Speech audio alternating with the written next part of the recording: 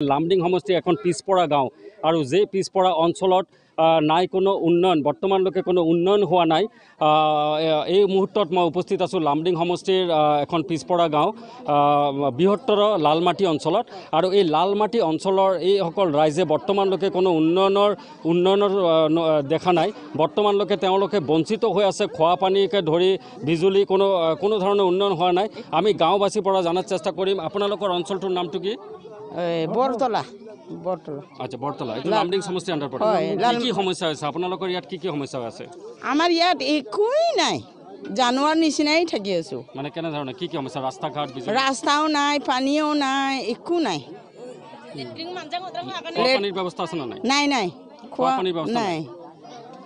নিশ্চয়কৈ এটা গুৰুত্বপূৰ্ণ কথা। যি সময় চৰকাৰে কৈ আছে যে উন্নয়নক চমক দিয়া আছে, এনে সময়ত দেখা গৈছে কিন্তু এই অঞ্চলৰ ৰাইজে খোৱা পানীৰ ব্যৱস্থা নাই, ৰাস্তা ঘাট, খোৱা পানীৰ একো ব্যৱস্থা নাই। আমি এই অঞ্চলৰ আৰু ৰাইজ আছে, আমি তেওঁলোকৰ পৰা জনাৰ চেষ্টা কৰিম।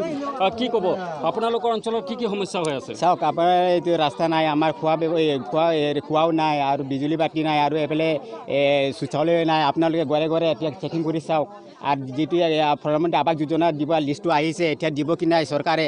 আৰু যোন চৰকাৰে কংগ্ৰেছ আমাক দি আছে, পাখি দি আছে। এতিয়া বিজেপি বৰ্তমান এইটোও পাখি দি আছে। নাইলে আমাৰ লালমাটি এতিয়া নহ'লে 30 বছৰ ধৰি আমি ইয়াত বসবাস কৰি আছোঁ, একো আমি সা সুবিধা পোৱা নাই। বিজুলী নাই, খোৱা নাই, শৌচালয় চাওক আপোনালোকে।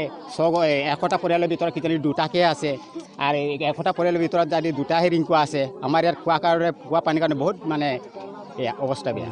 আপুনি কিমান বছৰ ধৰি এইটো অঞ্চলতে আছে? আমি ইয়াৰ পৰা 35 বছৰ হ'ল। তথাপিলৈকে আমালোকে কোনো এটা চৰকাৰৰ তৰফ থেকে কোনো এটা বস্তু পোৱা নাই। কাৰণ এই ৰাস্তা পদূলি আৰু 3টা প্ৰজাতৰ আমাৰ দৰকাৰ।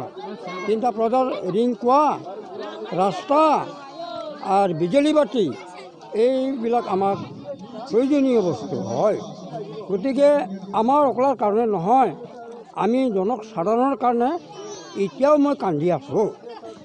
নিশ্চয়কৈ এটা গুৰুত্বপূৰ্ণ কথা ক'ব লাগে। যি সময়ত ৰাজ্যখনত হিন্দু মুছলমানক লৈ ৰাজনীতি গৰম হৈ আছে, যি সময়ত একাংশই খিলঞ্জীয়াক দাবীকে লৈ ৰাজনীতি কৰি আছে, এনে সময়ত এই অঞ্চলৰ লামডিং সমষ্টিৰ এই অঞ্চলত আমি দেখাই আছোঁ এই অঞ্চলৰ এইসকল ৰাইজ খিলঞ্জীয়া ৰাইজ ওলাই আহিছে। তেওঁলোকে বৰ্তমান কোনো ধৰণৰ উন্নয়নৰ চকু এতিয়ালৈকে মুখ দেখা নাই। নাই ৰাস্তা ঘাট, নাই বিজুলী, খোৱা পানীৰ ব্যৱস্থা নাই। খোৱা পানীৰ বাবে তেওঁলোকে ডিপেণ্ড হৈ থাকে, বহুত দূৰত যাব লাগে।